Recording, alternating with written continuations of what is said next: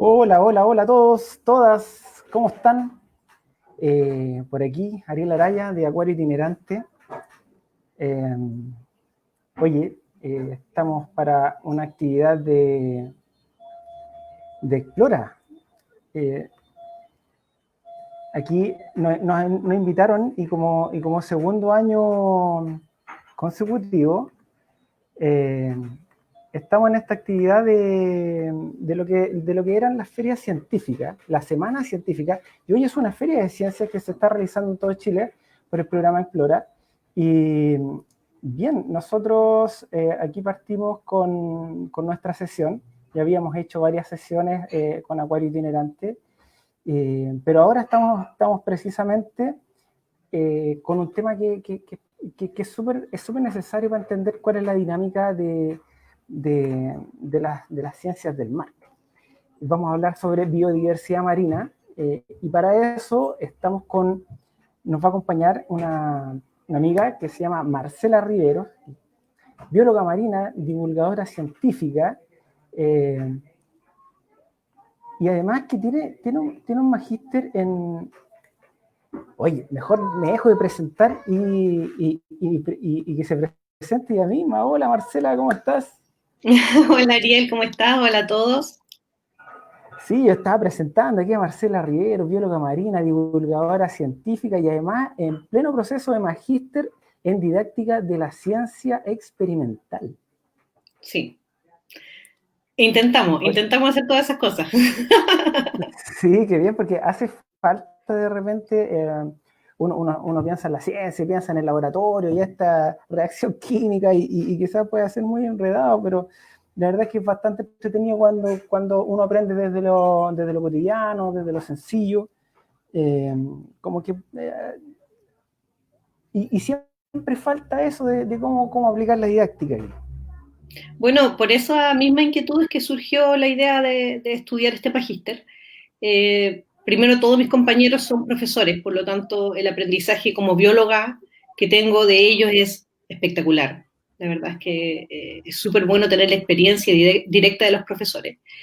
Y surgió también partiendo porque yo trabajaba en un laboratorio y veía pasar a los chicos de Explore y trabajaba con ellos y veía que de repente había tanto que sacar de la universidad o de los centros de investigación y llevar a los colegios que me di cuenta que nos faltaba ese nexo. Y ese es el nexo en el que a mí me gustaría desenvolverme de aquí hacia adelante.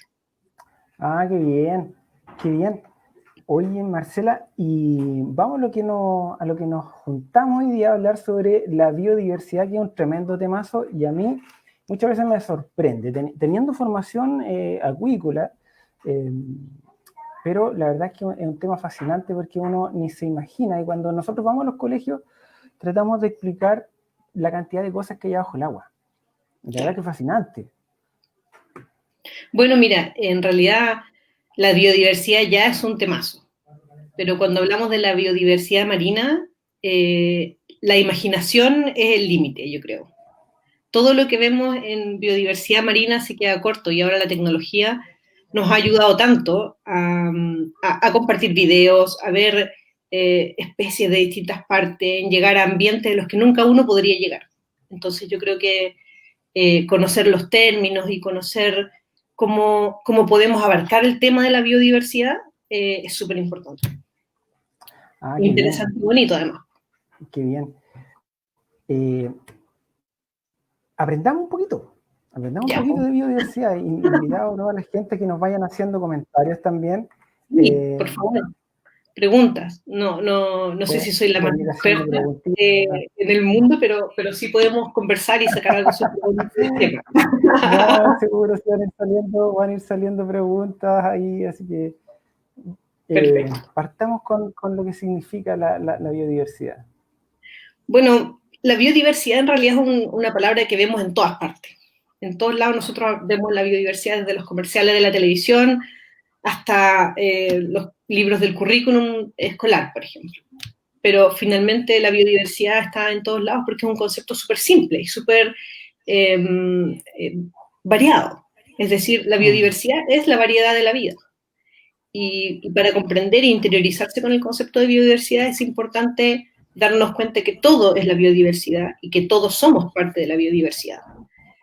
Es muy común que algunas personas que dicen, oye, es que la biodiversidad, por ejemplo, marina o la biodiversidad de los bosques se excluye como persona de la biodiversidad. Entonces, cuando nosotros asumimos que todo lo que nos rodea, incluyéndonos, es parte de la biodiversidad, también empezamos a hacernos parte del concepto y a interiorizar más el tema. Cuando hablamos de biodiversidad, podemos hablar de 3 tipos o de 3 áreas de la biodiversidad: la ecosistémica, la genética, la específica y la de paisajes, que yo no la toqué aquí porque se me hace mucho más compleja incluso. Hoy vamos a cargar una presentación aquí para que todos la puedan ver. Y, ahí estamos con precisamente los 3 tipos de biodiversidad que nos contaba Marcela. Perfecto. ¿La ves bien? Sí, se ve súper. Entonces, cuando hablamos de, primero, la biodiversidad genética, estamos hablando de la conservación o la variabilidad, ¿cierto?, de los genes entre las poblaciones.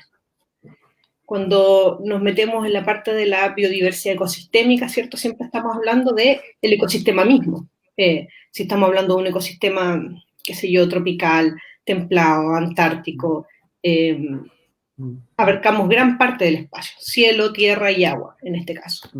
Y cuando hablamos de la biodiversidad específica, es cuando nosotros nos metemos directamente con los individuos.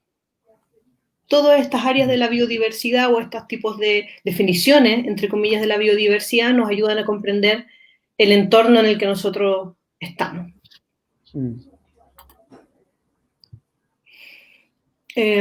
Cuando hablamos de biodiversidad, ¿cierto?, de ecosistemas precisamente, lo primero que tenemos que comprender es que son unidades dinámicas. O sea, la composición del ecosistema va cambiando, va fluctuando, el contenido de este ecosistema y el flujo. O sea, el ecosistema es un sistema que se está moviendo y que no está estático. Cuando vemos en un libro un dibujo de un ecosistema, nos quedamos con la idea un poco equivocada de que el ecosistema es lo que vemos solamente. Y el ecosistema en realidad es un sistema no cerrado, es un sistema abierto donde ciertos componentes entran y salen constantemente. Claro. En esta foto que estamos presentando, la idea es representar, ¿cierto?, el ecosistema antártico, por ejemplo. Entonces, la idea es decir que un ecosistema no solo es lo que nosotros podemos ver a simple vista. Cuando uno va a la Antártica, ve primero que es un ecosistema superficialmente súper pobre. O sea, el hielo hace que la posibilidad de vida sobre la Tierra sea súper baja. Entonces, basta meterse al agua. No he tenido el placer, solo he andado caminando en la superficie. Uno pasa frío afuera, imagínate abajo. Claro, son del doctor Luis Pardo, que sí estuvo buceando junto con su equipo, y él me la facilitó precisamente para que nosotros podamos ver la biodiversidad que hay precisamente bajo el agua. Entonces uno podría pararse ahí y decir, mira, este ambiente es estéril. Y en realidad es cosa de ver cómo un ecosistema es complejo y que su composición no es solamente lo que nosotros podemos ver, sino que también lo que podemos buscar. Tenemos también, por supuesto, el cielo, las aves, que son parte importante del ecosistema antártico. Y cuando analizamos los ecosistemas, tenemos que manejar ciertos conceptos. Uno es el hábitat. El otro es saber que existen tramas tróficas, que también son bastante móviles. En las poblaciones, pero principalmente para poder analizar un ecosistema, nosotros debemos manejar el nivel taxonómico operativo, que son las especies. Es decir, no es lo mismo ver una especie u otra. Entonces, cuando nosotros queremos analizar el ecosistema, estudiarlo, describirlo, siempre la especie es nuestro nivel no más bajo, pero sí lo que nos va a dar mayor cantidad de detalle en la descripción de este ecosistema. No, y con eso de los flujos, sobre todo con las aves y los mamíferos más grandes como la ballena, que tienen circuitos migratorios súper largos. Hay harta ave que va a la Antártica y se devuelve más hacia latitudes más bajas. Increíble. Exacto, o sea, yo creo que ese es el punto de comprender el concepto del ecosistema. O sea, cuando nosotros vemos que su composición no es solo lo que vemos en ese momento, que a través del año varía, a través de las estaciones, tenemos ecosistemas que se modifican absolutamente con las estaciones, otros que son estables, que son iguales todo el año. Todas esas variables hacen que un ecosistema sea más rico, más complejo de estudiar, que sea más vulnerable, por ejemplo. Son cosas que no podemos olvidar en el momento en que hablamos de ecosistemas. Cuando nosotros queremos estudiar un ecosistema o analizar un ecosistema y empezamos a ver las especies y estudiarlas, uno de los puntos por los cuales podemos analizarlo es la biomasa. Entonces, no es lo mismo que yo diga un ecosistema tiene 10 individuos, por hacer un ejemplo burdo, si esos 10 individuos tienen la masa de una ballena, claro, a 10 individuos si ese ecosistema sostiene la masa del krill, por ejemplo. Claro. Estamos poniendo ejemplos súper extremos para que sea bastante claro lo que queremos decir. Sí, claro, bien extremo. Pero la idea es esa, o sea, cuando nosotros queremos hacer una línea base o queremos proteger o conservar, digamos, un ecosistema, o cuando queremos ponerle un valor como servicio ecosistémico, nosotros debemos cuantificar de alguna manera, no solo describir, sino también cuantificar. Y la biomasa es uno de los factores que nos ayuda a cuantificar cuánto está sosteniendo un ecosistema, un hábitat. Claro. El otro es la riqueza, es decir, hay ambientes que tienen mayor número de especies por metro cuadrado, por ejemplo, o en realidad por limitación, por ecosistema o por hábitat, y otros que tienen realmente pocas especies, es decir, una baja riqueza. Eso responde al número de especies diferentes que están, por ejemplo, en un ambiente. En un ambiente. Exacto. Ya, por ahí va súper. Claro, entonces la biomasa finalmente es mi volumen, mi cantidad. Generalmente la biomasa se expresa en gramos o en kilos. Claro. Y la riqueza en número de especies. Entonces yo digo, mira, voy a estudiar, no sé, la ecorregión chiloense. Entonces, cuando yo veo la ecorregión, yo analizo la riqueza de especies. Digo, mira, yo en esta región encuentro 600 especies diferentes. Y también lo puedo comparar con la biomasa o no compararlo con la biomasa. Puedo trabajarlo como factores independientes o como factores complementarios. Otro factor importante a analizar es la abundancia. La abundancia finalmente se mide por el número de individuos por un área determinada. Si yo estoy haciendo un estudio pequeño, por ejemplo, intermareal, yo busco por metro cuadrado. Y voy contando la cantidad de individuos que yo tengo por metro cuadrado. Eso me va a dar la abundancia del lugar. ¿Y eso tiene que ver con que sean, por ejemplo, el número de individuos de una especie en particular? ¿O no necesariamente? Puede ser de una especie en particular o puede ser de todas las especies y el análisis es final. Es decir, uno la abundancia siempre la mide por el mismo individuo. Por ejemplo, yo tengo en un área de un metro cuadrado, no sé, una cantidad X de, como vemos acá en la foto, de Primitilos purpuratus por metro cuadrado. Después yo digo, hay tantos cirripedios por metro cuadrado. Y eso me permite a mí hacer después un análisis. Entonces, ahí es donde yo puedo juntar las especies para hacer el análisis. Pero la expresión de abundancia es de una especie por metro cuadrado. Y finalmente, por un área en realidad. O sea, yo digo metro cuadrado porque estoy mirando la foto en intervarial, pero uno puede tener un área extensa y medir la abundancia también, siempre y cuando conozca el dato del área. Y finalmente la especie. Porque nosotros...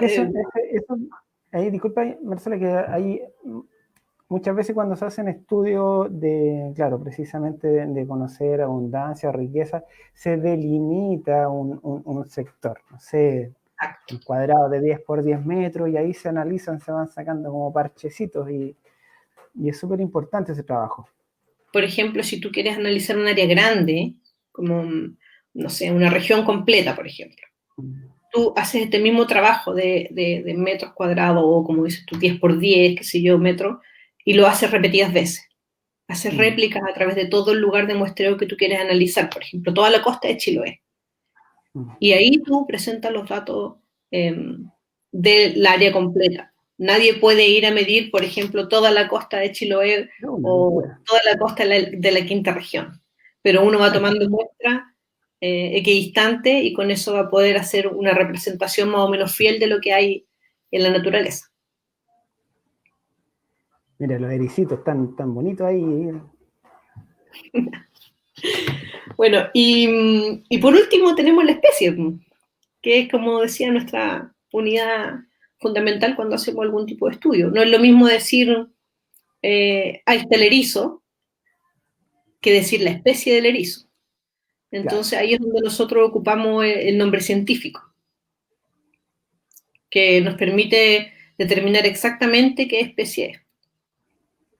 El Claro que nombre aquí científico. ahí siempre cuesta hacer un paralelo con animales terrestres, por ejemplo, porque si yo considero el perro, en realidad no es que haya un erizo, por ejemplo, este erizo verde, el erizo rojo y el erizo negro los tres sean perros. No, el perro es una Exacto. pura especie.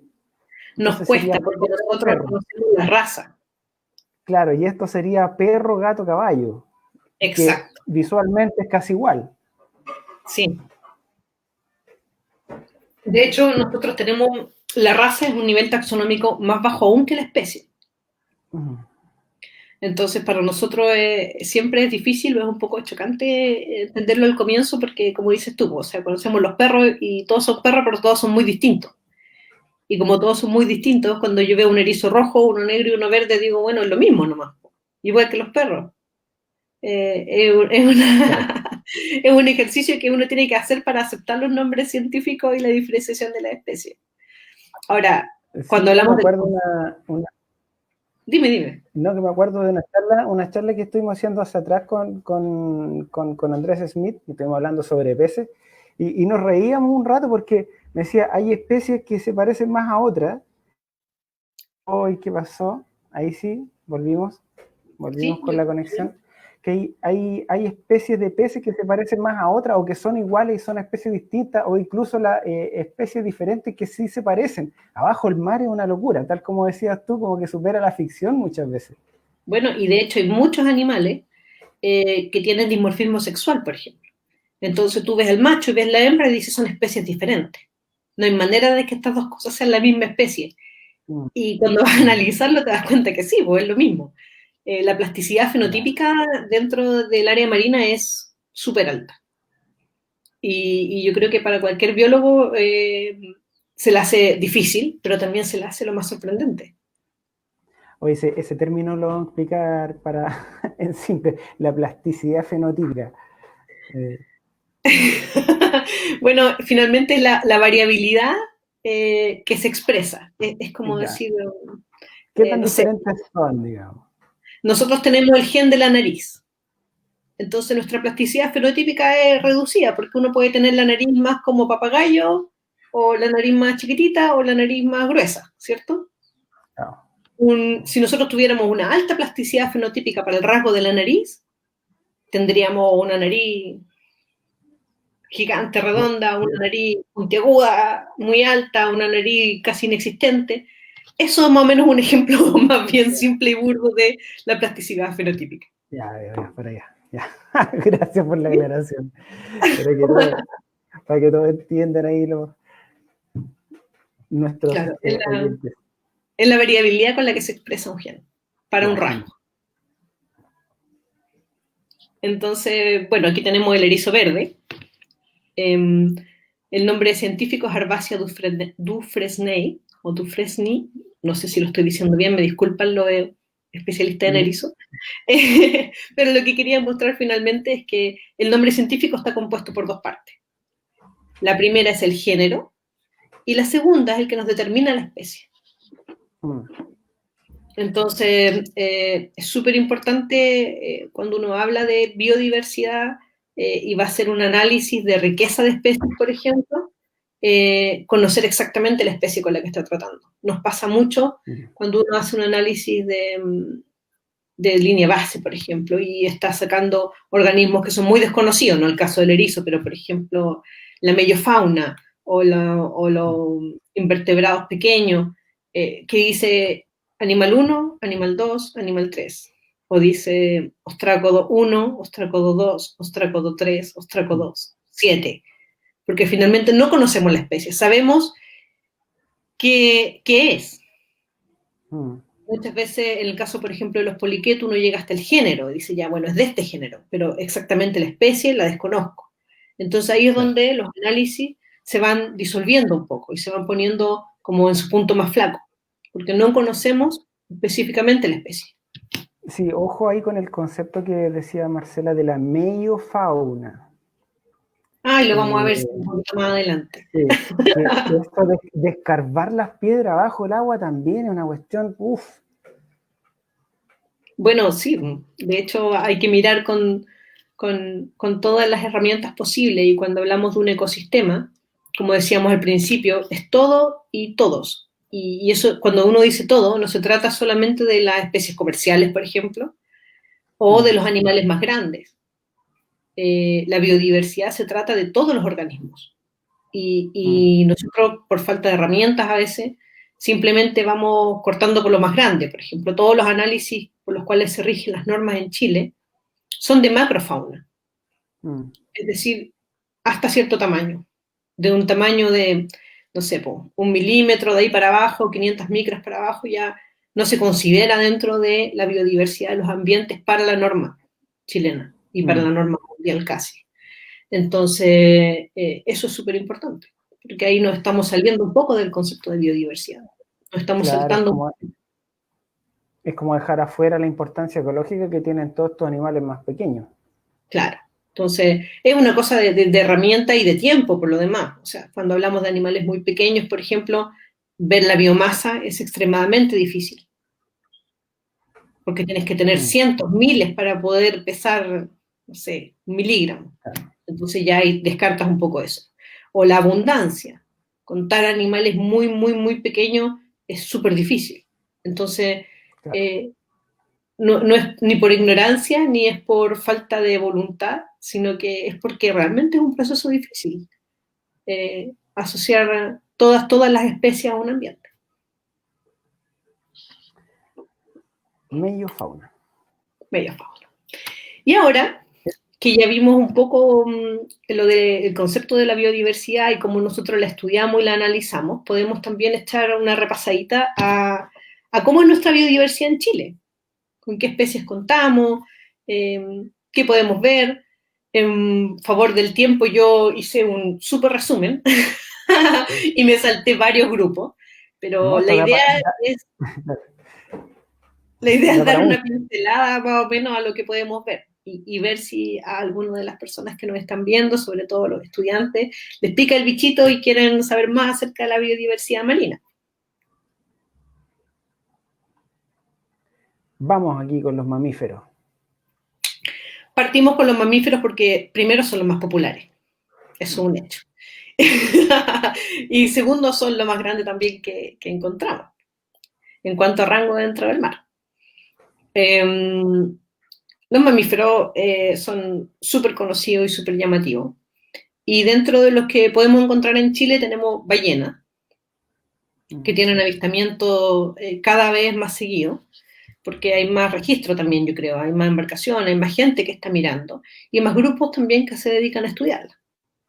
Y se detuvo la caza también. ¿Ah? Se detuvo la cacería de ballenas, además, al menos en una gran cantidad de países.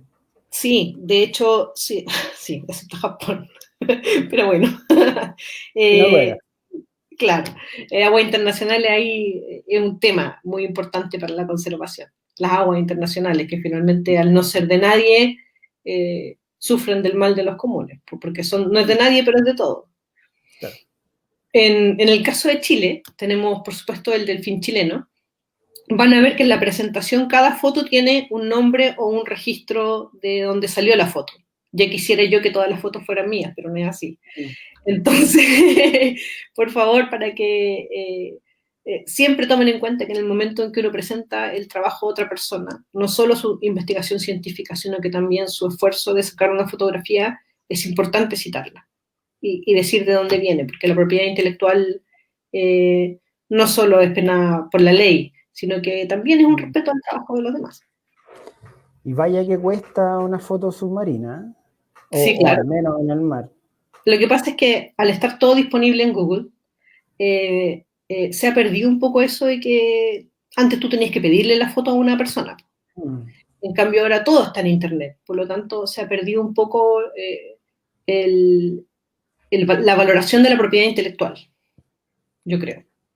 Mm. Y en este caso yo quería destacarlo pensando en que pueden haber estudiantes que nos están escuchando. Ya, muy bien. Bueno, miren, en la parte de arriba, no sé si ven mi cursor. No, creo que no se ve. Ya, perfecto. Entonces lo describimos solamente. En la parte de arriba encontramos a la ballena franca. Esa foto fue tomada en Quintay. Corresponde a una madre y su cría. También tenemos en la parte de abajo a la tonina overa. La puse porque es realmente linda. Generalmente los avistamientos que se hacen son no solo cercanos a la costa, sino que las embarcaciones que van cruzando el mar se encuentran con estos ejemplares y tanto el delfín como las toninas tienden a saltar en la parte donde la ola se va rompiendo. Y ahí se producen los mejores registros. Y también, por supuesto, como no decirlo, tenemos la ballena azul, que es la estrella de las ballenas y que aquí se han La hecho más muchos grande. avistamientos, sí, sobre todo en la zona de Melinca, claro, son las más grandes, súper impresionante, creo que hasta 32 metros pueden alcanzar. Caramba. Entonces, claro, son realmente impresionantes y majestuosas. Y hay, bueno, hay varios grupos, como les decía, de investigadores que estudian las ballenas. Y en Melinca se ha encontrado una zona súper importante donde las ballenas azules van con sus crías, están moviéndose y alimentándose. Y nosotros, como somos un país que tiene una costa muy extensa, somos un gran corredor para las especies migratorias. Entonces, es súper importante rescatar una vez más, tomando el concepto de ecosistema, que somos un ecosistema dinámico. La ballena un día está y otro día no. Y eso no la deja fuera del ecosistema. Ahí están los lobitos, los echaba de menos. No, claro, no todo es ballena en la vida. Bueno, tenemos el chungungo, que está en las partes rocosas, en la rompiente de la ola generalmente. Si El uno gato tiene de mar. mucha paciencia, yo creo que los alcanza a ver. Dime. No, el gato de mar. Exacto. También tenemos los lobos marinos y más al sur el elefante marino y más al sur la foca leopardo. No sé si pudieron ver en las noticias un video que en la localidad de Puerto Cisne había un elefante marino paseándose por la ciudad y los habitantes fueron muy cuidadosos y hicieron una gran campaña para poder devolverlo, porque daba la impresión de que estaba perdido, básicamente, devolverlo al mar. Entonces, qué es importante rescatar de este grupo es que cada vez como nosotros estamos construyendo más cerca de los estuarios, de los ríos, de la costa en general, los elefantes marinos, los lobos marinos tienden a ser menos cuidadosos porque no somos su depredador natural, aunque sí somos su depredadores muchas veces, pero no natural. Por lo tanto, se suben, se pasan a la ciudad, se pasean por donde andan los perros. Han habido varios estudios del posible contagio, por ejemplo, de enfermedades de los cánidos, de los perros, a los lobos marinos. Mira, no tenía idea. Sí, sobre todo el distemper, por ejemplo, en Valdivia, donde uno puede ver que la postal típica son los lobos marinos en la costanera y caminando por la costanera entre medio de las personas. Se han hecho varios estudios allá acerca de la posibilidad de que se contagien de este tipo de enfermedades. Y aparte de ser un grupo muy bonito dentro de los mamíferos marinos, también corren peligro importante. Hemos visto muchas fotografías en internet también acerca de cómo se enredan con las redes, por ejemplo, cómo se chocan con los barcos, cómo los pescadores tienen un conflicto finalmente, porque el lobo marino se alimenta en la rompiente y es donde los pescadores también salen. Entonces, claro, es una especie que está siempre en conflicto con el humano. Claro. También tenemos las aves. Yo puse uno muy pocos ejemplos, pero la idea es ver cómo las aves son parte del ecosistema en todo momento. O sea, nosotros asumimos que la ave anda volando nomás, pero su nidificación en su mayoría no son en el agua, sino que son en las costas. Y ahí se vuelve más amplio su propio hábitat. Su alimentación, así como vemos la foto del pilpilín austral que está arriba, es el momento en que uno anda caminando por la playa. Claro. Esa hora en que nosotros las personas disfrutamos del paseo en la costa, es la hora en que el pilpilín se está alimentando. No, Cuando pero los pescadores, es entretenido andar mirando a los pajaritos que se arrancan de la ola y vuelven y picotean, ¿no? Bien entretenido. claro, entonces están ahí. Es solo que hay que detenerse a verlos un poco más, yo creo, solamente. También tenemos, por supuesto, el pelícano, que tiene una interacción súper importante con las caletas de nuestro país. Están prácticamente, yo lo he visto en todo Chile. No conozco su distribución específica, pero personalmente lo he visto en casi todo Chile. Es una ave súper impresionante, pues yo creo que cualquiera se sorprende en ver una ave tan grande y echar vuelo, por ejemplo. El guajacho. Claro, ¿no? Y yo creo que no nos asustamos porque lo hemos visto mucho, pero yo creo Mm. que el primer humano que vio un pelícano se quería morir. Seguro, seguro. Sobre Seguro. todo cuando abren las alas, son bien grandotes. Sí, son impresionantes. Abajo tenemos el petrel gigante, típico de la zona subantártica y antártica. Mm. Es una ave también súper gruesa. Yo tuve la oportunidad de ver algunos petreles y me impresionó también verlos volar. O sea, uno se imagina que para volar tienes que ser como el pipilín que está ahí, Mm. o pequeñito, como las golondrinas que vemos, o un mirlo, qué sé yo, para ser liviano. El petrel es una ave gigante, gigante, y es súper sorprendente ver cómo se mueve a través de las corrientes. Mm. Y por supuesto, el pingüino. Cualquiera que vaya al sur va a ver que el pingüino es el rey en Sí. todas partes, así que también es un ave, aunque no lo veamos volar. Bueno, y hay islotes donde también hay harta presencia, por ejemplo, en el archipiélago de Humboldt o acá en la zona de Algarrobo, como Chile Central, hay lugares donde son nidificaciones de pingüinos importantes.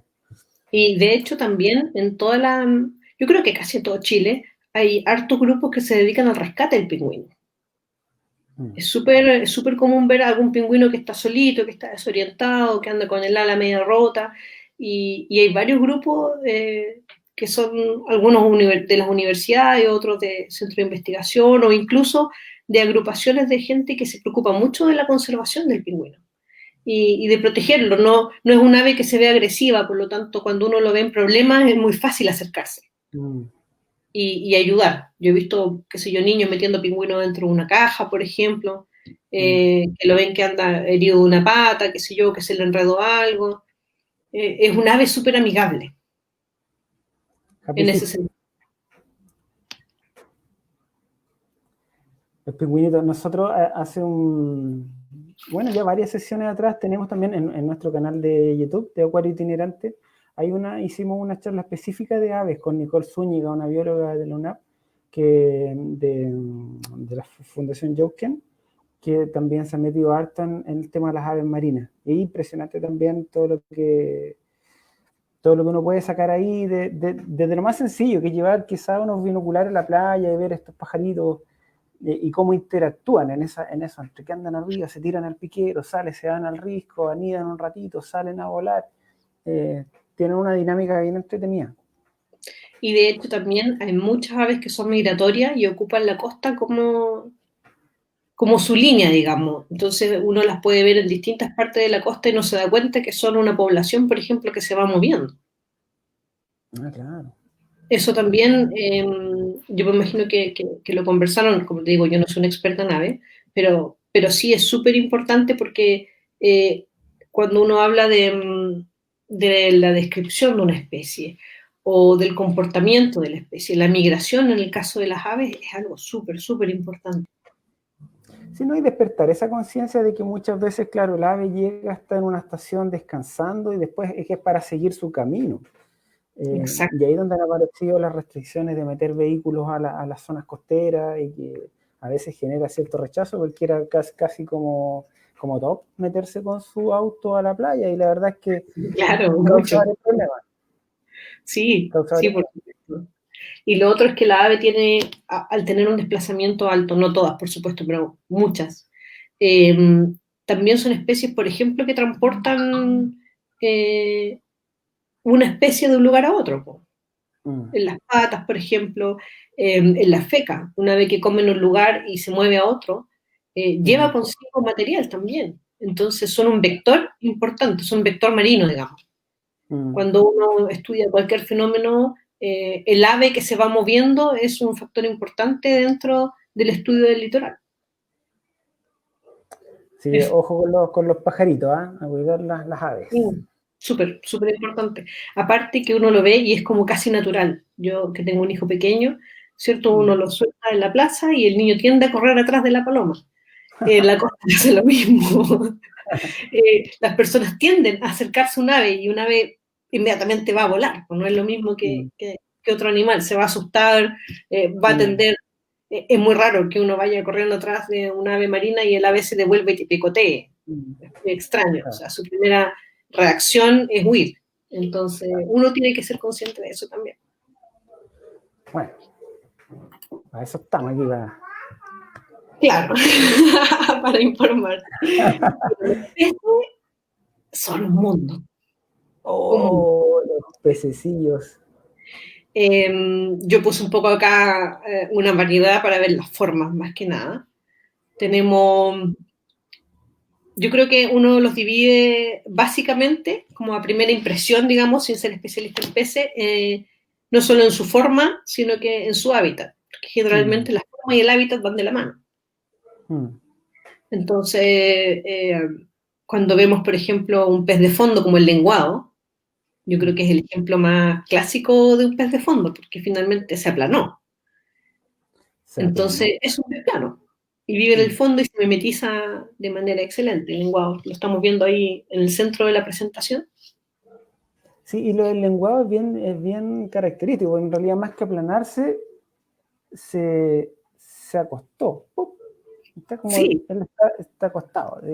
Increíble lo que pasó después que un ojo le migra tiene los dos ojos en el mismo lado del cuerpo, precisamente porque adoptó esa posición. claro. Es muy particular. No es el único Sí, pez plano que existe, pero sí el grupo en general de los peces planos es un grupo que está asociado al fondo. un buen ejemplo. Y asociado al fondo para protegerse, Mm, para moverse, para realizar todo su ciclo de vida en el fondo. mm. También tenemos los peces de roca, por ejemplo, hechos para estar escondidos. El Trombollito. congrio, por ejemplo, es un pez que tú lo miras y la pérdida de la aleta caudal, no la pérdida, pero el afinamiento de la aleta caudal te indica perfectamente más o menos la posición que se encuentra y en cómo puede vivir. En estas fotos también tenemos la sierra, nadadora fantástica, súper. Mm, Uno la mira, él está en la parte de arriba de la presentación, mm. eh, y claro, tú ves su aleta, la forma que tiene es súper aerodinámica, la aleta caudal muy formada, uno la mira y ya puedes ver cómo se va dando impulso y cómo va nadando en el mar. Mm. Los navegantes, los atunes, Claro, jureles. y enormes peces por lo demás. Claro. Entonces, la biodiversidad de peces es súper impresionante. ¿Y por qué es Mm, tan importante verla y estudiarla? No solamente por lo bonito de su diversidad, porque generalmente el pez tiene unas modificaciones muy, muy específicas para su hábitat, sino que además mm. porque nosotros comemos peces. Entonces, eh, es un recurso eh, para nosotros. Y el No, y ser un recurso, la cantidad de formas, de colores, de estrategias reproductivas, de crianza, de uf, un mundo. exacto. Entonces, yo me acuerdo que una vez escuché la frase de que decía, en un plato casi todos los peces se ven iguales, pero eso no quiere decir que uno tenga que tratarlos a todos igual. Mm. Entonces, asimismo, uno debiera verla y entender la biodiversidad, que finalmente cada especie tiene sus propias características. Entonces, cuando uno dice los peces en general, o la pesca de todos los peces o de todos los recursos, está cometiendo un error, porque es cosa de ver, como dices tú, pues, la estrategia reproductiva, la forma, la cantidad de kilómetros que recorre. O sea, un atún eh, es extremadamente móvil, y en cambio un congrio, por ejemplo, como hablábamos recién, sale de su lugar y se mueve unos kilómetros, se moverá al otro, y su estrategia de dispersión más bien es a través de la reproducción, no de moverse como adultos, y sí. Claro. Entonces, eso es súper, súper, súper entretenido, encuentro yo, de los peces. Yo nunca Eso tuve sí, la oportunidad de estudiarlos a fondo, pero siempre los he encontrado muy, muy complejos. interesante. Sí, No, es interesante. complejo, sí. El otro día nos faltó tiempo también con Andrés Smith hablando de peces. Hicimos 2 sesiones, de hecho, porque si no, Les se nos falta, daba claro, tiempo. uno Nos con sigue los faltando. peces no se aburre. Es verdad. Sí, hay un saludo al Andrés, sabe harto de peces el Andrés. Y, invertebrados marinos. Ahí Esta ya, cuestión es ya otra salimos de locura, los ¿no? que tienen vértebra y caemos en los que no tienen vértebra. Y aquí es donde la diversidad de forma ya a uno lo vuelve loco. Aquí es donde la biodiversidad se desparrama. Sí, los invertebrados, qué locura. El primer grupo que puse acá, más que nada para que podamos conversar acerca de cómo son y qué hacen, eh, son los crustáceos. Mm. Arriba en la primera fila tenemos los más conocidos, que son nuestros recursos comerciales, la jaiba, la Entonces, centolla y la langosta. Eh, cara, ninguna se puede reproducir en cultivo y todas son de alto consumo, apetecidas. apetecidas. Unas más que otras, por supuesto, Mm. pero, pero las puse por eso, porque son finalmente un recurso que son tan apetecidos que son también altamente explotados. Claro, y aquí, bueno, mencionar que la jaiba como un genérico, o sea, hay una cantidad de jaibas Claro, comestibles y la centolla, el centollón y otros, otra, exacto. Por eso, de hecho, y con está mucha pasando distribución. un nombre común nomás, porque en realidad la Perfecto. idea es poder mostrar el morfotipo de cada uno.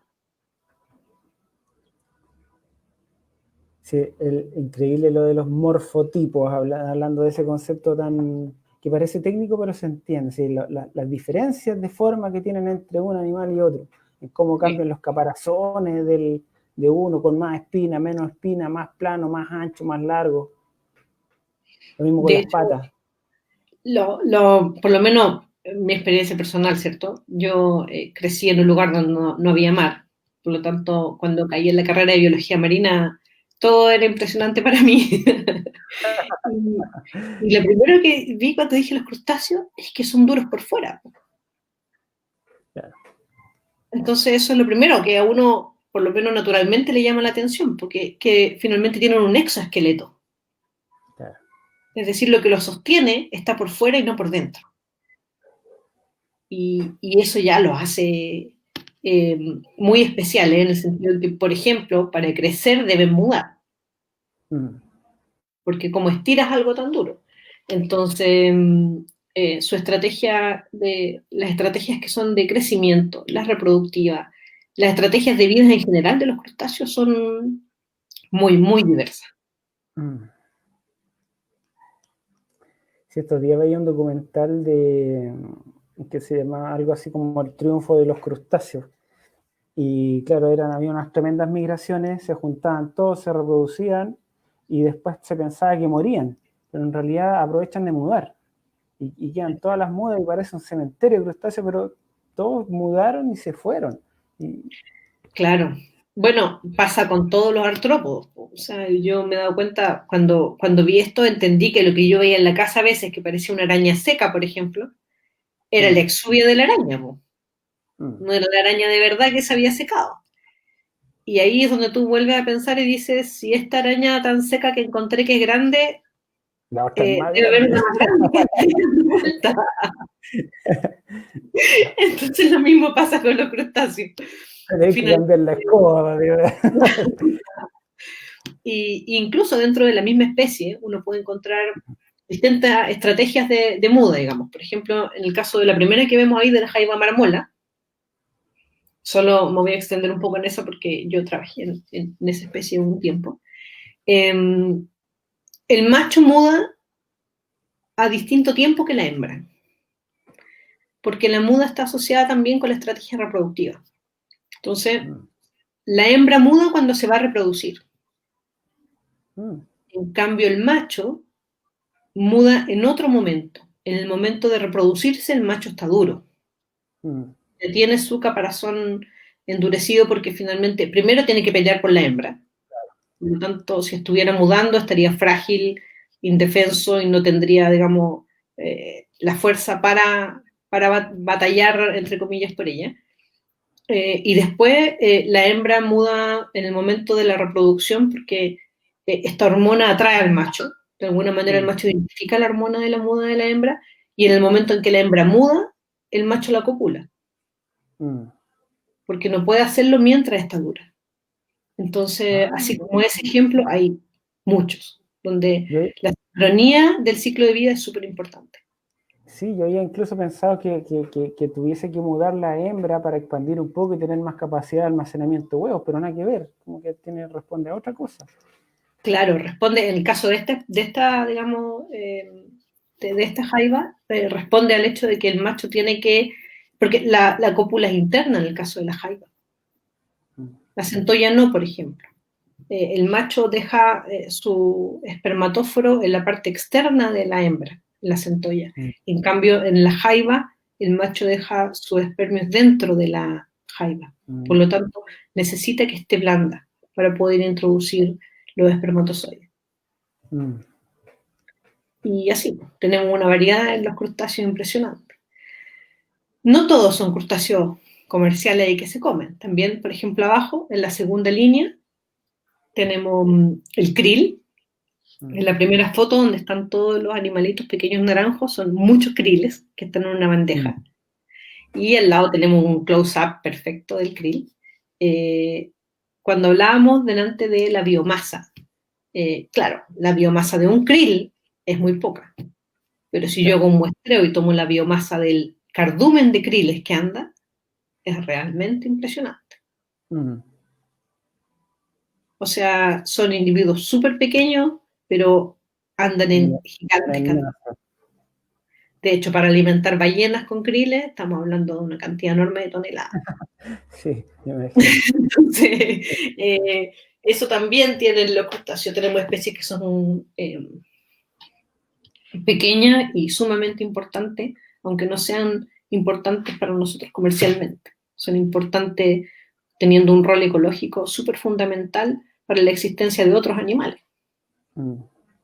Ahí volviendo a las primeras láminas, y que el concepto de la trama trófica, que finalmente este círculo sin fin, donde, claro, todos cumplen una función y una de esas funciones es ser alimento de otro.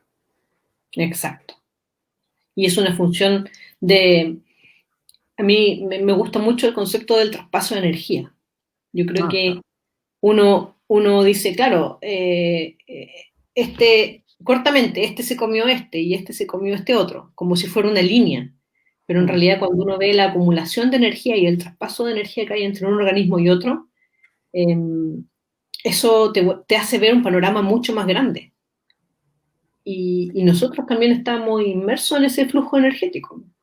Sí, ¿no? Y qué bueno que lo mencionas, porque nosotros, incluso en algún material que tenemos para los chicos cuando vamos a la escuela, es decir, explique el por qué quizás todos comemos sol. ¿Cómo comemos sol? Sí, porque el sol le llega a la plantita sintetiza esto, ¿cierto? Crece, forma tejido, los herbívoros se comen la plantita y así ese traspaso de energía, finalmente de una energía básica que viene del sol, y terminamos absorbiendo eso. Exacto. Y de hecho, cuando uno comprende eso. O sea, nosotros decimos, mira, ¿sabes qué? Yo no me como el krill y no me como la ballena, pero la cantidad de agentes que hay entre medio que utilizan esa energía también nos llega. Y así como nosotros vemos ese flujo energético, también, por ejemplo, podemos ver, ahora que está muy de moda, la contaminación de los microplásticos.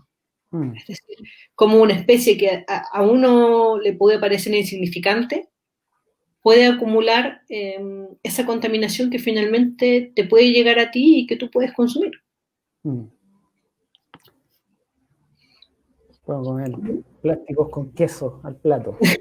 Sí, de hecho. O sea, yo digo, está muy de moda como bajándole perfil, pero en realidad no es así, por favor, que no se malentienda, todo lo contrario, me parece que es súper interesante y es súper importante ver cómo no solo se trata de energía, sino que de otros componentes también, los metales, por ejemplo, el flujo de los metales a través del organismo es súper importante. Y uno no, el investigador que lo investiga sabe mucho, pero yo creo que uno se desatiende un poco de eso. Y uno debería ser más consciente de cómo se mueven ciertos componentes dentro de la naturaleza y los ecosistemas. Entre un ecosistema y otro también. ¿Qué más tenemos acá? Raro. Nos vamos achicando en los crustáceos. Al lado del krill tenemos los cirripedios, que cuando uno le dicen que el cirripedio es un crustáceo, miras con cara de desconfianza, como diciendo, ¿dónde está la semejanza entre una centolla y un cirripedio? Abajo tenemos un copépodo, al lado del copépodo, en segundo lugar, un ostrácodo, después un picnogónido, que es una araña de mar. Ahí se puso enredado. Finalmente, claro, todos le dicen la araña de mar, pero su grupo son los picnogónidos. Y después tenemos los isópodos. Ese particularmente que está ahí es una fotografía sacada del Instituto Antártico Chileno y es un isópodo gigante. El símil del isópodo, qué sé yo, que nosotros vemos todos los días, el tenchito de tierra. Y este es particularmente grande porque en la Antártica se da un fenómeno de gigantismo. El hecho de que haya... y la pulga marina, que anda siempre en algunas claro, playas de arena, sobre todo. Por ejemplo. Entonces, ese es un caso extremo. Por eso lo puse, porque en realidad lo encuentro súper fascinante. Salimos de la variedad de los crustáceos y caemos a los moluscos. ¿Quién no ha visto un molusco? Yo creo que es más familiar ya para todos. Pensando en la variedad de formas que hablábamos de los crustáceos, los moluscos presentan, yo creo que, igual cantidad de diversidad de formas y de hábitos. Arriba podemos ver el ostión del norte. También le dicen el molusco nadador, porque finalmente el ostión abre y cierra sus valvas y tiene un desplazamiento en la columna de agua, y eso lo hace súper... chorro. Claro, exactamente, una propulsión a chorro. Es súper bonito verlo, ver cómo sin pata, sin aleta, te puedes mover también. Si un experimento sencillo, ponga ostiones en un acuario y meta una estrella de mar. Se van a volver locos y van a empezar a arrancar haciendo esta propulsión y moviéndose. Exacto. O sea, hay muchos, por ejemplo, organismos que se mueven con el flujo del agua. Anteriormente veíamos, por ejemplo, no sé, los copépodos, que estaban en la lámina anterior. Y ahí podíamos ver, claro, a ver, si puedo, de atrás, aparte de abajo está el copepo, ¿cierto? Este copepo estira su antena y achica la antena. Y con eso va subiendo y va bajando según la resistencia que tenga el agua, por ejemplo. Vemos que los artrópodos caminan, pero ver un ostión nadar es muy, muy bonito, muy particular. Sí, es bonito, bonito. Y en la parte derecha, la superior derecha de la pantalla, vemos Mytilus, que son una de las exportaciones y de la producción acuícola que tenemos más grande, siguiendo al salmón. Y precisamente en esta foto quise mostrar dos cosas. O sea, la foto que está en el extremo derecho es cómo naturalmente se encuentra el mejillón, el chorito, como le decimos. Y a la izquierda generalmente uno lo ve, que es en el cultivo y en las cuelgas submarinas. Entonces, muchas veces yo creo que, no, bueno, uno generalmente come el mejillón del cultivo, porque sacar el mejillón de la costa es bien difícil. Entonces tiene que ser un buzo o un mariscador de orilla muy experto para sacar una gran cantidad. Entonces, generalmente el que uno compra viene del cultivo. Y igual es una especie súper interesante, o sea, tiene muchas características que la hacen no solo rica energéticamente y una especie de crecimiento rápido, por lo tanto económicamente es importante, no, sino que también... ¿Ah? La sopa es buena. Claro, exacto. Bueno, de hecho, ahora hay el menú, por ejemplo, de la Junae. Hay más especies, hay más contenido de especies marinas dentro de la alimentación porque a pesar de ser un país que tenemos mucha costa, nos alimentamos bien poco de los recursos marinos. Entonces, el otro día estaba viendo que en el nuevo menú de la Junevel que habían hecho antes de la pandemia y ahora con el regreso, estaban incluidos más recetas, qué sé yo, con animales de la costa. Sí, que bueno, es bajo el consumo per cápita de pescado y marisco en Chile. Andar como Muy 18 bajo. kilos. De hecho, la cantidad de exportación que tenemos es enorme, porque cuando uno ve la cantidad de toneladas que se exportan, por ejemplo, de mejillones, tú dices, bueno, ¿y dónde se produce y dónde va todo? Porque uno tampoco lo encuentra tanto. No son, los recursos marinos no son recursos que estén a disposición de todos en todas partes. Cuando con tanta costa tal vez deberíamos hacerlo.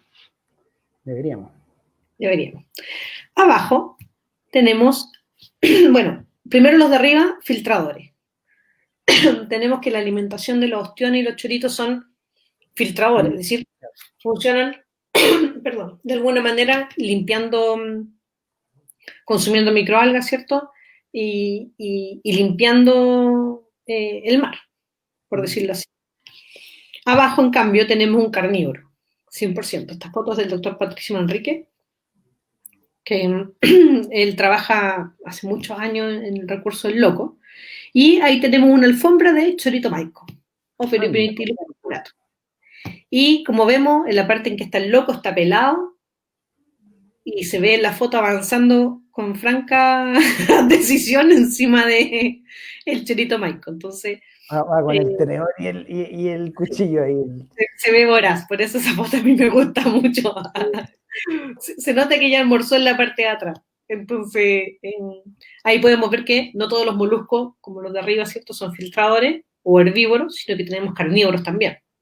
Claro. Y entre eso está el loco. Al medio tenemos una nacela, herbívora total. Esa para mí es la símil, por supuesto no es científico mi comentario, sino muy personal, es la símil de los caracoles de tierra. Uno coloca una planta crujiente en el patio y los caracoles en una semana no tienen nada. Esto es lo mismo. Las nacelas viven soportando tremenda presión con el oleaje encima de los bosques de algas, por ejemplo, y son altas consumidoras de algas. O sea, herbívora ramoneadora full. Claro, y todas las especies de lapas que también viven en ambientes parecidos. Exacto. Los gastrópodos tienen unas características anatómicas súper importantes. O sea, no son importantes, yo creo que la palabra está mal utilizada, súper llamativa. Porque cuando uno las ve, están siempre en la rompiente, están en zonas de alta abrasión y están impecables. Se alimentan, viven y funcionan en un ambiente súper agreste. Entonces la fuerza de presión que tiene el pie sobre la roca, por ejemplo, sobre el alga para no soltarse y salir cascando con el golpe del oleaje es súper importante. Así como vemos el loco, por ejemplo, que es súper grande, también su adhesión, a pesar de que se está moviendo encima de la roca, su adhesión para los momentos de rompiente, por ejemplo, es súper, súper impresionante, porque uno mismo se sienta en una roca y te llega una ola y te bota lejos. Teniendo manos, pies y todo lo que uno puede agarrarse encima de la roca, y el loco sigue ahí sin moverse. Como si nada. Como si nada. En cambio, el caso de los diablos se pegan por el piso. la morfología de las conchas y de ahí los que son coleccionistas y los malacólogos que estudian específicamente las conchas, principalmente de moluscos y de caracoles, hay una cantidad increíble. Increíble. De hecho, yo creo que eso es lo que fascina a los malacólogos. Uno los ve en los congresos, por ejemplo, y es la forma lo que primeramente te llama la atención en un molusco. Son muy, muy, no solo estructuradas. Por ejemplo, en la parte de abajo vemos un gastrópodo y yo lo puse finalmente porque cuando uno mira cómo está estructurada la concha, con esos pliegues, con esos retículos, parece una obra de ingeniería. Entonces, cuando uno piensa que el animal va acumulando este carbonato de calcio y lo va adhiriendo a su organismo, y lo va haciendo de esa forma tan bella, por lo demás. O sea, son seductores los moluscos en ese sentido.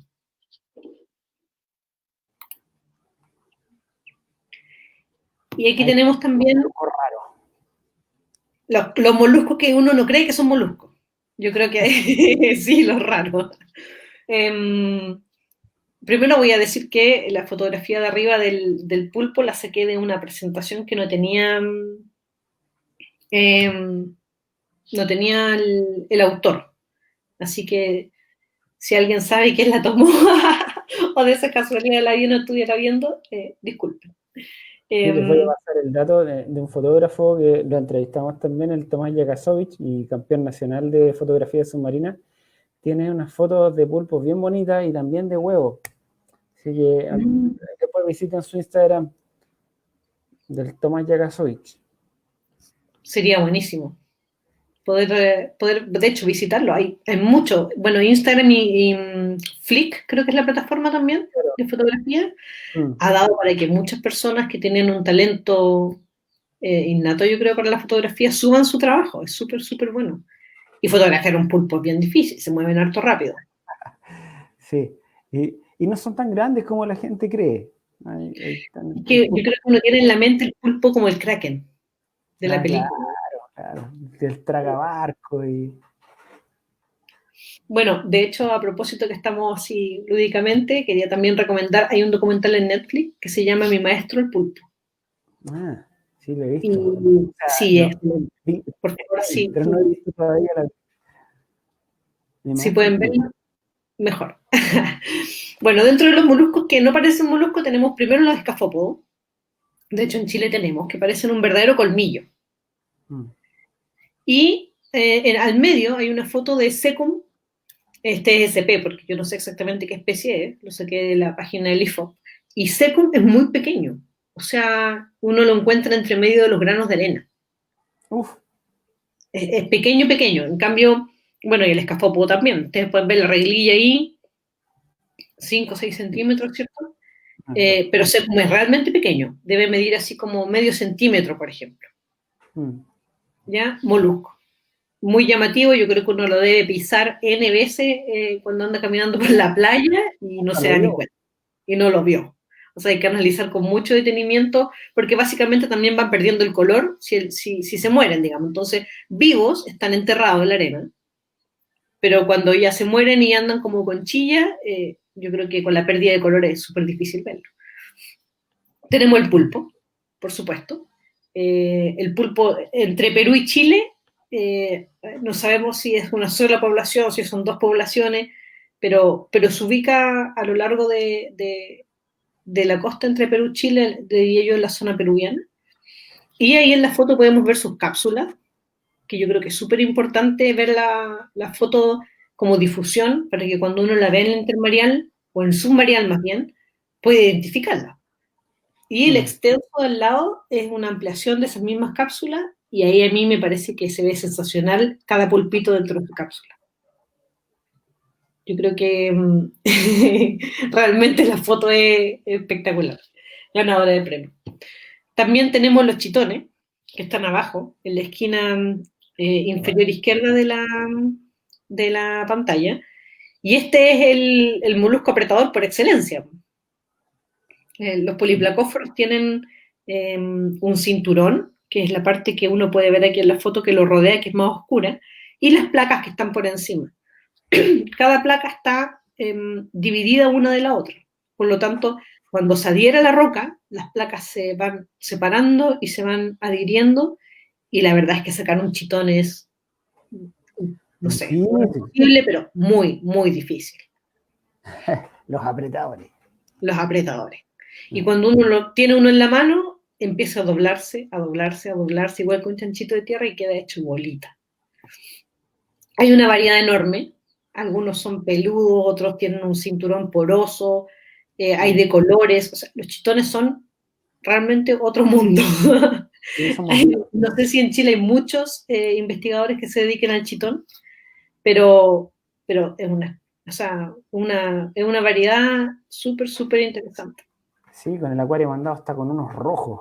Ay, bueno, deben ser la sensación, yo creo, para los que lo ven, porque en un acuario uno ve la parte del pie también, y eso es súper, Sí, eso es bien interesante. súper interesante, porque uno no lo ve nunca. Oye, el nudibranquio que ahí son bonitos, ¿ah? Sí, sí, los nudibranquios son preciosos. Yo creo que también, por el hecho de no verle la concha, uno dice cómo va a ser un molusco primero. Los nudibranquios sí que vienen en una variada cantidad de colores y formas. Las babosas de mar. Las babosas de mar, yo creo que son atractivas a morir. Sensibles. De hecho, nosotros, donde trabajaba, en el laboratorio donde trabajaba antes en el sur, teníamos varios donde los buzos sacaban accidentalmente, en realidad, los nudibranquios, porque sacaban estos muestreos abrasivos, y un nudibranquio se estresa y pone el tiro su ovipostura. Las oviposturas son súper particulares, son muy lindas, algunas son en espiral, otras en línea, otras en franja. Entonces, sus aspectos reproductivos son súper determinantes para ver la especie y son súper específicos además. Ah, mira, estrés. El estrés los modifica mucho, mucho. Así como uno ve que el pulpo cambia de color, que huye, que se mueve, hay otros animales. Claro, exacto. El nudibranquio generalmente responde al estrés, si tiene, por supuesto, la capacidad física de hacerlo, si está en el periodo, poniendo inmediatamente su postura. Dentro de todos, por supuesto, los invertebrados marinos me he saltado varios, pero he tratado de rescatar los que más vemos. Oye, sí, voy a hacer un entre paréntesis acá, Marcela, disculpa. Aquí para cada una de las cosas que hemos estado hablando, la verdad es que podríamos tirar una cantidad de charlas increíbles. Sí, claro. Así que, esto es introductorio.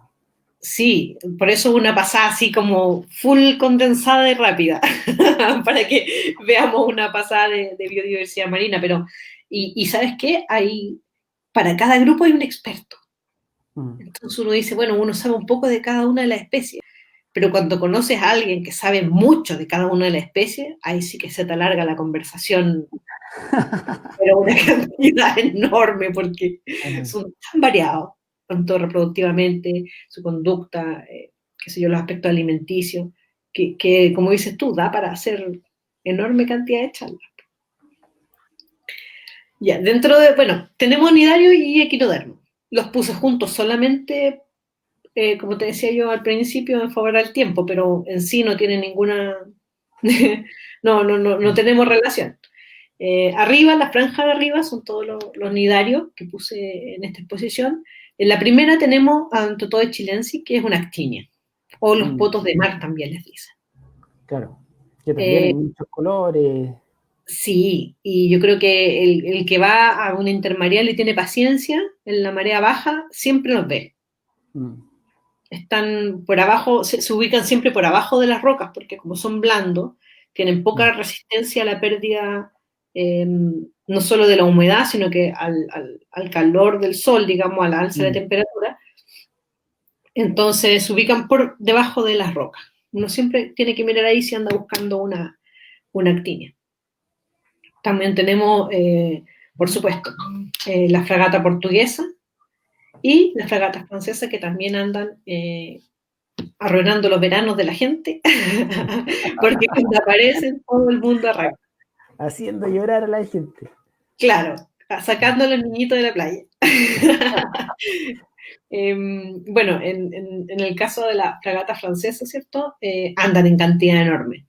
La verdad es que yo creo que, aunque su picada es menos agresiva, el puro impacto de ver tantas juntas hace que uno arranque.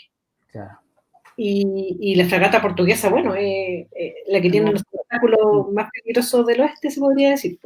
Sí, es Porque aunque es un potencialmente mortal. tentáculo solito botado, igual te tira los nematocistos y te irrita, y qué sé yo, y uno después anda ahí todo colorado, Sí, sintiéndose ¿no? Y mal. hay gente que genera reacciones súper fuertes. Han habido casos de muerte. Exacto. Y abajo tenemos lo equinodermo. Bueno, puse esa estrella de mar, que es la Sticaster striatus, porque primero por dos cosas. Lo primero es que es súper común, sobre todo en la zona central, verlo en la costa. Entonces, es una de las que es más común verla. Ella sube harto sobre el intermareal, porque se alimenta de los choritos que están ahí y de los animales que están sobre la roca. Carnívora total. Y también la dejé porque como es bastante dura, hay estrellas que son blandas y estrellas que son duras. Esta que es Astes striatus, particularmente cuando uno la deja al sol, se seca y queda igualita, un poco más descolorida, pero igualita como estaba antes. Claro. Entonces, ¿por qué la puse? Porque pasa mucho que los niños la sacan del intermareal, las personas en general las sacan para sacarse una foto, las dejan en la orilla, las sacan porque son decorativas. Entonces, por eso es que precisamente escogí esta foto, porque creo que como información es importante decir que primero es un carnívoro súper importante dentro de la zona submarina e intermareal, por lo tanto, es un controlador de la especie. O sea, es un tope dentro, es un depredador tope dentro de su ambiente. Por lo tanto, Sí, su rol es... se ve esta, la Mellenaster, que es la Júpiter, que le llama una amarillita con Sí. punta, y los otros los soles de mar, que son estas, que tiene Bueno, la varios que dices tú es blandita. claro. Las espinas que tiene son duras, pero la estrella es blandita. Entonces, ¿qué pasa? La mayoría de la gente no la toma y como que le das quito, como que no, no sabes cómo tomarla, se te empieza como, uno la pone en la mano, ¿cierto? Ah, tiene el acuario, así que tiene, se te tiene que haber pasado, que uno las coloca en la mano y empieza a caerse así, como derramarse encima de la mano. Entonces, Sí. claro, y como se descompone y se deshace, es poco requerida para ser un elemento decorativo. En cambio, esta no, o sea, en ese sentido corre más peligro. Y después ahí tenemos erizo y los pepinos de mar. Los pepinos. Son raros los pepinos, ¿eh? Sí, son raros. Le dicen las pinucas también, las pinucas de mar. Sí. Sí, son raros. Yo la verdad es que hace muchos años conocí a una chica que hizo su tesis en pepino, que vive en Nueva Zelanda, pero no sé si hay mucha gente que los trabaja, ¿eh? Pero están realmente muchos en los bancos de arena en todas partes. No sé si son todas especies diferentes o si es una especie que a veces se ve verde, a veces se ve roja. La verdad es que yo lo desconozco, pero se ve mucho. Si uno tiene paciencia y empieza a mover un poquito la arena, los encuentra. Ahí están. Ahí están. Y el último grupo que quiero revisar, como les dije, hay varios que se quedan fuera, por supuesto, es la meiofauna, que finalmente son los organismos que están entre las 500 micras, que es medio milímetro, y los 45 micras. Ese rango de tamaño es todo lo que llamamos meiofauna. Está entre lo macro y lo micro. ¿Por qué lo quería mostrar? Porque es algo que no vemos muy seguido. Tienen muchos representantes, muchas especies ahí dentro. Al contrario de lo anterior, cada grupo está definido por su clasificación taxonómica. En cambio, la meiofauna es un grupo de muchas clasificaciones taxonómicas que están agrupadas solamente por su tamaño. Entonces encontramos muchos filum acá adentro. La primera imagen que vemos, ese bichito que se ve peludito, con un par de antenas brillantes, se ve brillante porque la foto está tomada al microscopio. Es un gastrotrico. Vive en los sedimentos de arena fina, y esa escala negrita que ven ahí, que es esa barrita, son 250 micras. O sea, pequeñito. Pequeñito. Ese bichito mide medio milímetro. Menos, mucho menos. Mide un cuarto de milímetro. Sino un poquito más, claro. Sí, si metemos una escala, como unos 300 micras, chiquitito. Después tenemos en las dos fotos siguientes los nemátodos. Los nemátodos hay de todos tamaños, pero generalmente en la meiofauna encontramos de reducido tamaño. Siempre son chicos. Dentro del grupo de la meiofauna, los que se escapan al tamaño de la meiofauna son los mínimos y son generalmente los nemátodos parásitos. Sí, ojo, eso iba a mencionar. Los nemátodos generalmente son gusanos y tienen características de parásito. Exacto. En cambio, estos son de vida libre. Los de la meiofauna son nemátodos, pero de vida libre. Y tenemos dos fotos, ¿cierto?, que muestran que pueden ser muy distintos. Tenemos unos alargados, otros como que se llaman epsilon nemátodos, otros más, qué sé yo, gruesos. Y lo particular que tienen es que tienen una cutícula que los recubre, que en este caso el microscopio se ve transparentada porque tuvieron un tratamiento en los nemátodos para poder verlos en el microscopio. Y son extremadamente abundantes. Son de la meiofauna el grupo más abundante que encontramos en los sedimentos de arena y a veces en los bancos de algas, digamos. Son bioindicadores, o sea, se presentan en mayor diversidad o menor diversidad según ciertos agentes, por ejemplo, contaminantes, o en mayor o menor abundancia frente a ciertos estímulos. Ya sea con, por ejemplo, cobre en el cobre en los sedimentos, abundan unas especies y otras desaparecen. Cuando tenemos mucha materia orgánica o menos materia orgánica, cuando tenemos un sedimento muy grueso o uno muy fino, etc. Son súper buenos caracterizadores de ambiente. Abajo tenemos copépodo, pero ya no el copépodo que vimos anteriormente, que estaba en la columna de agua, que es un copépodo ciclopoideo, ¿cierto?, que con sus grandes antenas se mueve hacia arriba y hacia abajo, sino que este es un arpacticoideo. Y vive generalmente en las lagunas. Esos charquitos de agua que nosotros vemos en la roca intermareal, por ejemplo, cuando baja la marea y quedan ahí, eso es lo que está ahí. Generalmente muy rápidamente con la temperatura que se genera en la poza y se reproducen en grandes cantidades. Ahí vemos una hembra, por ejemplo, que tiene sus sacos de huevo y tiene forma de crustáceo. Al medio tenemos unos tracos bentónicos y los tracos de un crustáceo. Y es el crustáceo más llamativo porque tiene valva. Entonces uno lo mira al principio y dice, este es un molusco. Pero cuando lo ves por dentro te das cuenta que lo que tiene dentro es toda la estructura del crustáceo. Tiene antena, tiene patas caminadoras, tiene todas las estructuras que tiene un crustáceo. Apéndices articulados. Y en la última lámina vemos los foraminíferos, ¿cierto?, que son organismos unicelulares, que están igual en grandes cantidades en los sustratos y parecen un verdadero grano de arena. En Chile tenemos hartos, hay grupos que se dedican específicamente a estudiar los foraminíferos y yo creo que les falta tiempo para describir más especies y para encontrarlo en más ambientes. Son extremadamente abundantes. Pega de chino ahí. Sí, realmente. Muchas horas bajo la lupa. Exacto. Saliendo de todo lo que vemos como biodiversidad animal, entramos a las algas, y las quise poner porque cuando hablamos de biodiversidad, siempre se cuenta la alga como, no solo como un organismo, sino también como un ambiente, como un hábitat. El alga es una formadora de hábitat, finalmente, en algunos casos. Por ejemplo, en el primer caso, donde vemos una foto en el extremo superior izquierdo, donde vemos el bosque de algas. Un bosque de macroalga es un hábitat, pero sumamente complejo, rico. La mayoría de las especies que no viven en el bosque de algas ocupan el bosque de algas para, por ejemplo, la reproducción. Las larvas se crían ahí.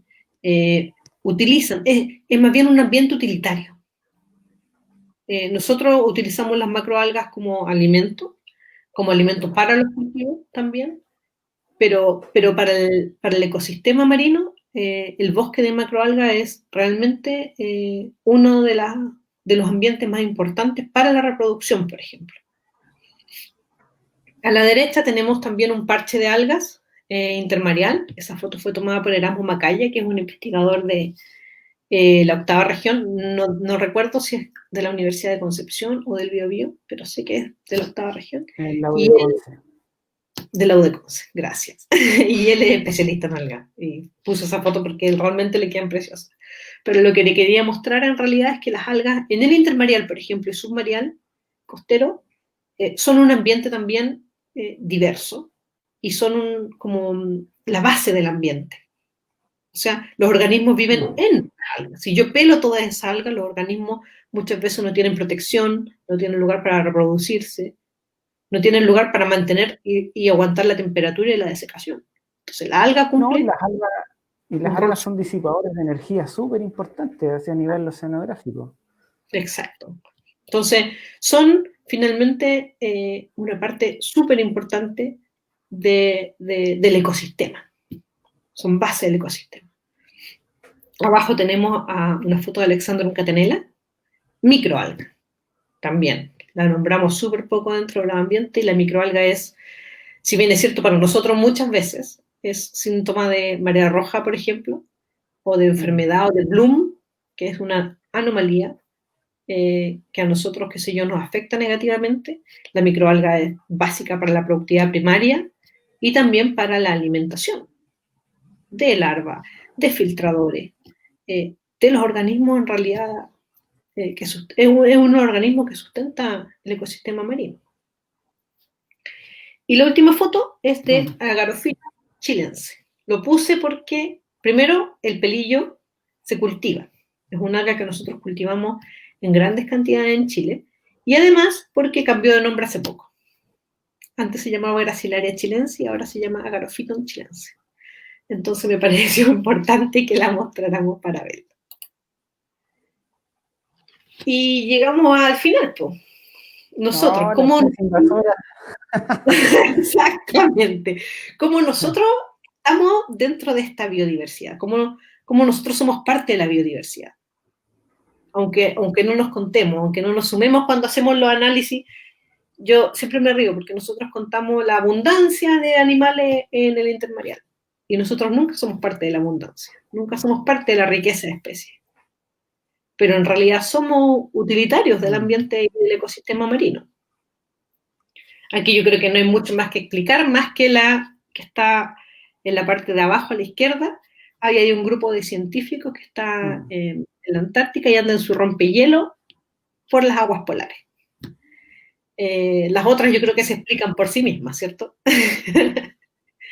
Las puse... Hay un congreso de científicos en la playa y estudiando... Exacto. Exactamente. Y bueno, puse estas 4 porque finalmente son 4 roles que tenemos los seres humanos en el ambiente. Y yo diría que de todos los roles que tenemos y de todas las interacciones que tenemos con este ecosistema, estas son por lo menos 4 imágenes que son no tan nocivas o no tan invasivas dentro del rango. Ahora vemos esta. Y esta sí que es una interacción negativa. Claro. O sea, drenado. Exacto. Y minería. Claro. Entonces, nosotros extraemos los recursos en las primeras 2 fotos, tiramos nuestros desechos y extraemos también. Porque no solo extraemos los recursos marinos, extraemos los recursos que están en el fondo marino. Entonces, la última foto es una foto que no sé si la sacó el doctor Sandor Mulson, pero estaba en un artículo que él publicó acerca de cómo la minería submarina está creciendo a pasos agigantados y está afectando el fondo marino. Y como no la vemos mucho, porque el barco está a la mitad del océano, donde nadie más lo ve que la gente que trabaja ahí, y tampoco nos llega el residuo tan directamente, porque cae al agua y se diluye, y son empresas gigantes que uno no alcanza a dimensionar, pero es uno de los disruptores de ambiente y fragmentadores de hábitat más importantes que hay, la minería submarina, y es una industria que está creciendo de una manera alarmante. Hay estos programas en Discovery Channel que se llama algo de minería en el hielo o algo así, y son mineros precisamente que andan en barcaza, drenan fondo y sacan oro, pero claro, si uno lo mira ecológicamente, dejan la escoba en el fondo. Sí, de hecho, mira, por ejemplo, está el oro, está la del manganeso, que son ambientes que son súper poco estudiados, donde están estas fumarolas marinas, y el manganeso se extrae de ahí mismo, y son ambientes que realmente hemos estudiado súper poco, porque no podemos llegar. Entonces, es súper importante poner ojo no solo en lo que pasa en nuestra costa al lado, sino que en lo que pasa a nivel mundial, porque si tomamos la definición de ecosistema como un flujo, podemos comprender que todo lo que pasa en otro lado, aunque no lo podamos ver, nos va a afectar igual. Perdón. Entonces, llegamos al final y vemos que la biodiversidad, ¿cierto? Los recursos naturales y el bienestar humano son todos factores que nosotros debemos tomar en cuenta y que debemos conocer. Y que ojalá debemos mantenerlo en equilibrio, si no, este ecosistema y la biodiversidad que tenemos dentro del ecosistema se va a quebrar, se va a romper el equilibrio, que yo creo que es lo que pasa en gran cantidad de lugares. Y ya está, claro, desequilibrado. Entonces, el ideal es este. Finalmente también podríamos irnos al extremo y decir, oye, ¿sabes qué? No vamos a hacer nada de nada. Pero finalmente el humano es una especie que está introducida en el mundo y que también tiene su utilización de recursos. Entonces, podemos decir que la actividad humana ha tenido distintos efectos nocivos. ¿Ha tenido positivos? Sí, claro, también, pero la mayoría nocivos, diría yo. Tenemos algunas cosas que han deteriorado el ecosistema marino, que es la emisión de gases, porque a través de, obviamente, el calentamiento global es un tema que no tocamos aquí, pero el ecosistema evidentemente se ve afectado por el calentamiento global. Tenemos la introducción de especies exóticas. Nosotros utilizamos las vías marítimas como un verdadero carril y como un vector de traspaso de organismos. Cuando hablamos de que las aves marinas, por ejemplo, son un vector de dispersión de especies, el ave marina tiene su ruta, y una ruta que es natural, por lo tanto, la especie que traslada generalmente también es parte natural del ecosistema donde va llegando. En cambio, lo que hacemos nosotros es ir de lugares a lugares donde naturalmente no había viaje, no había movilización, por lo tanto, la introducción de especies exóticas es un factor que no es menor si lo tomamos en cuenta como un deterioro del ecosistema. Y por último, la fragmentación y la transformación del hábitat. Si yo en un termarial hago un muelle, la posibilidad de que un individuo de un lado pase al otro es súper baja. Entonces, cuando yo fragmento el hábitat, cuando hago en medio de un humedal, por ejemplo, una construcción de casa, esa fragmentación tiene consecuencias que todavía yo creo que, a pesar de que la hemos estudiado mucho, no alcanzamos a medir. Y ahí caemos en el concepto de conservación. ¿Y qué es la conservación finalmente? Y es un enfoque, o sea, es un área que debiera utilizar un enfoque integrador. Cuando nosotros hablamos de la conservación y pensamos que solo es biología, estamos equivocados, porque con solo biología no llegamos a ninguna parte. Claro. Entonces es súper importante ver que tiene muchas áreas que son, es un área multidisciplinaria la conservación. Cuando nosotros solamente abarcamos una y no otra, no podemos avanzar, porque como seres humanos somos una sociedad súper compleja. Tenemos características como la ecología, que es un área biológica, pero también tenemos la antropología, por ejemplo, la filosofía, que finalmente pone al ser humano en un rol dentro del ecosistema, y la economía también, que somos usufructuarios de los recursos, y la genética, que nos va a decir cuál es la variabilidad que hay entre las poblaciones, cuáles podemos mantener, cuáles no, cómo podemos ayudar. Cuando hablamos de conservación, nosotros podemos decir que podemos tomar la conservación de un individuo, por ejemplo, una especie que está en peligro de extinción, y yo conservo esa especie. Si yo no sé, el panda, por ejemplo, que es un típico ejemplo conocido. Independientemente de cuál sea la presión que lo está disminuyendo, yo busco conservar ese individuo, su diversidad genética, su reproducción, su población. Y así podemos ir avanzando en la escala. Finalmente, si tú me preguntas a mí, o lo que yo he podido leer, no hay nada más efectivo que la conservación del ecosistema. Ojalá nosotros llegáramos al máximo que vemos al fondo, que es la conservación de la biosfera. Pero eso requiere de un trabajo global que es súper difícil de conseguir. Es una cuestión mental, yo creo. Sí, claro, es un cambio, pero global, digamos. O sea, ya es algo mucho más de lo que podemos manejar. Pero ¿dónde está lo que podemos hacer? Y finalmente es en la cuarta esfera, es decir, la conservación del ecosistema. Si yo conservo un ecosistema independientemente de si es grande o pequeño, todas las comunidades, las poblaciones y los individuos que estén dentro de este ecosistema estarán protegidos. Y es ahí donde debemos apuntar, diría yo, los esfuerzos, como decíamos en la lámina anterior, no solo biológicos de estudiar este ecosistema, sino el económico, el filosófico de comprender cómo nosotros afectamos el ecosistema, etc. Esa debería ser la cúpula de conservación. Y terminamos diciendo cuál es el rol. O sea, preguntándole a los estudiantes, por ejemplo, que son la nueva generación o la generación utilitaria que va a tomar las riendas en el futuro, ¿cuál es su rol dentro de la conservación? ¿Cuál es su rol dentro de la mantención de la biodiversidad? Eso es todo.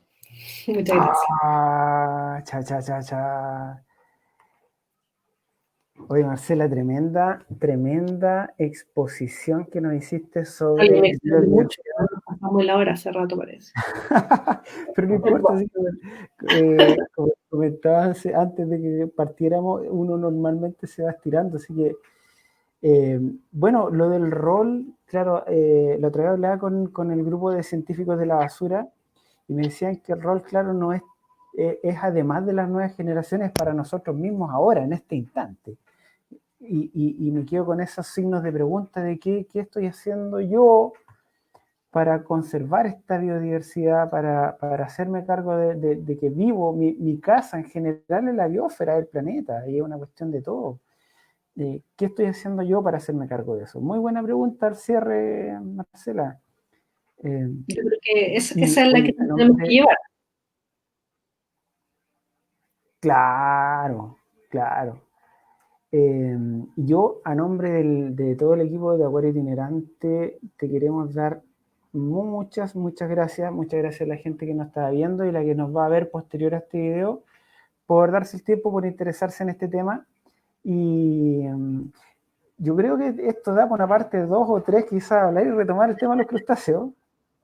Vamos a retomar el tema de los crustáceos, quizás en otra oportunidad. Así que, amigos de la fiesta científica de Explora a nivel nacional, los que nos vean específicamente de Valparaíso, donde nosotros somos la red, somos Acuario Itinerante. Muchas gracias, Marcela, de nuevo. Muchas gracias a ustedes por el espacio y la conversación. Sí, así que nos veremos en una próxima oportunidad. Adiós, Marcela. Chao.